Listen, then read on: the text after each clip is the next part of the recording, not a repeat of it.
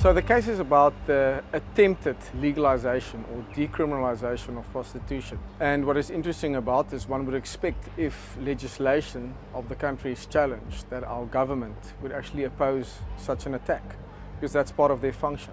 The attack on the legislation that criminalises prostitution is currently unopposed. And so that's the reason why Cause for Justice has taken up this case to step into the shoes of government to defend the legislation. At the moment, and it's been the case since 1988 and confirmed by the Constitutional Court in 2002, prostitution and all facets of it is treated with a criminal prohibition. So we are obviously defending that position and asking the court to retain the current criminal ban as it has been over the last 3-4 decades. It was needed for someone to step in to those who are being exploited and abused by the system of prostitution. And this is exactly where Cause for Justice came in. Cause for Justice is fighting for the human dignity of all people involved or who has been exploited by the prostitution industry.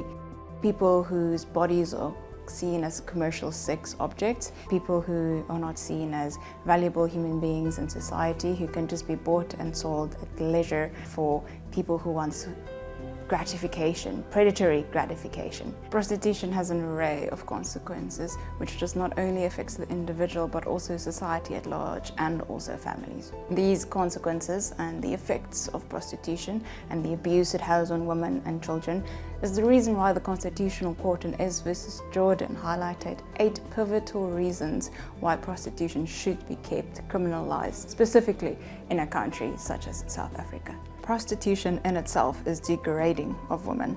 It is conducive to the violent abuse of prostitutes by both customers and pimps. It is associated with and encourages the international trafficking of women and children and vulnerable people. It leads to child prostitution.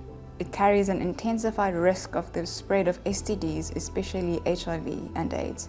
It goes hand in hand with high degrees of drug abuse. It has close connection with other crimes such as assault, rape, and even murder. It is a frequent and persistent cause of public nuisance. So if you're wondering how to get involved, the first place to start would be to go to our website. So it's www.causeforjustice.org. There you'll find all the details about the case and some details about how you could get involved. But if I have to sum it up very quickly, firstly, this case, and like most cases, takes a lot of funds to actually get through it all, from the beginning until the end. And we've only just made a start.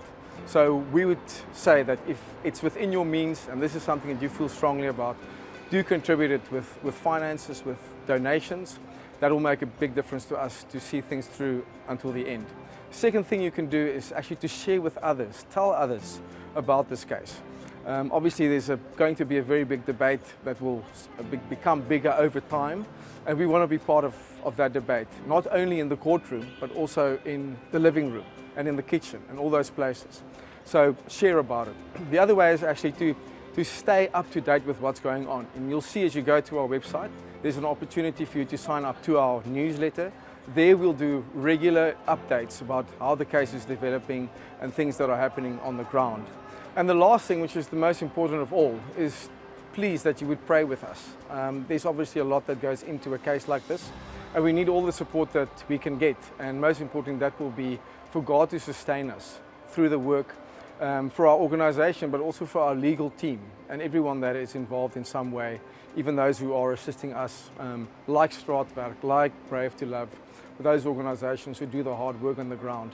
We do need to keep each other in prayer, and we ask that you would keep us in your prayers.